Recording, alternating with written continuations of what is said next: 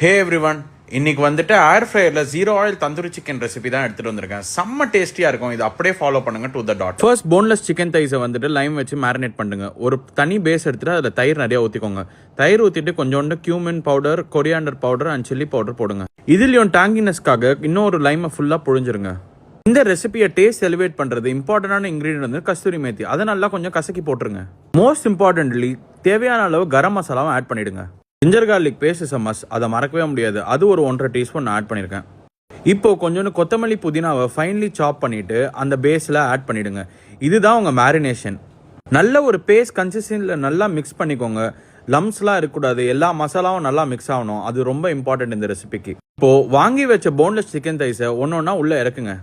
நான் ஏன் boneless chicken தைஸ் எடுத்திருக்கேன்னா அது இன்னும் டேஸ்டியரா ஜூசியரா வரும். இதுக்கு மேல டீசென்சி பார்த்து நீட்டா பண்ண முடியல. கை போட வேண்டிய டைம் வந்துருச்சு. நல்லா கையை போட்டு ஒரு சிக்கன் பீஸையும் அந்த மசாலா ஒட்டுற மாதிரி ஒரு நல்ல ஒரு பாடி மசாஜ் கொடுங்க. எல்லா சிக்கன்லயும் மசாலா ஒட்டுறதை என்ஷூர் பண்ணிட்டு கொஞ்ச நேரம் வந்துட்டு set it aside, let it marinate for a longer time. பார்க்கறதுக்கே எவ்வளோ நல்லா இருக்கு பாருங்க. இப்போ ஃபர்ஸ்ட் பேட்சை உள்ள வைக்கலாம். டேஸ்ட் ஃபர்ஸ்ட் பார்த்துட்டு தான் நம்ம அதில் உப்பு காரம்லாம் ஏதாச்சும் தேவையான்னு பார்க்கணும். இதுக்கு வாய்ஸ் ஓவர் கொடுக்கறது ரொம்ப கஷ்டமா இருக்குங்க. ரொம்ப ஜூஸியா இருக்கு பார்க்கறதுக்கே. ஐயோ. ஏர் ஃப்ரையரில் 200 டிகிரிஸ்க்கு 18 மினிட்ஸ் வைங்க. 9 மினிட்ஸ் ஹாஃப் டைம் மார்க்கில் வந்துட்டு பீசஸை வந்துட்டு திருப்பியும் மறுபடியும் மாற்றி வைங்க. மாற்றி வைக்கிற டைமில் நான் என்ன பண்ணுவேன்னா இன்னும் கொஞ்சம் எக்ஸ்ட்ரா அந்த மேரினேஷனை எல்லா பக்கமும் கோட் பண்ணுவேன். இப்போ ரெடி ஆயிடுச்சு. ஆஸ் யூஷுவல் சூடாக இருக்கிறத தெரியாமல் திருப்பியும் உள்ள கையை விட்டேன். நல்லா கையை சுட்டுக்கிட்டேன். மல்லிகை பூ மாதிரி வந்திருக்கு கைஸ். லைவ் டேஸ்ட் ஷார்ட்ஸுக்கு போயிடலாம். இப்போ ஃபர்ஸ்ட் ஒரு பீஸ் எடுத்துக்கிட்டேன். செம்ம டேஸ்டியா இருந்தது. இன்னைக்கு ஆக்சுவலா மேரினேஷன் நல்லா வந்திருக்கு. எதுவுமே எக்ஸ்ட்ரா தேவைப்படல.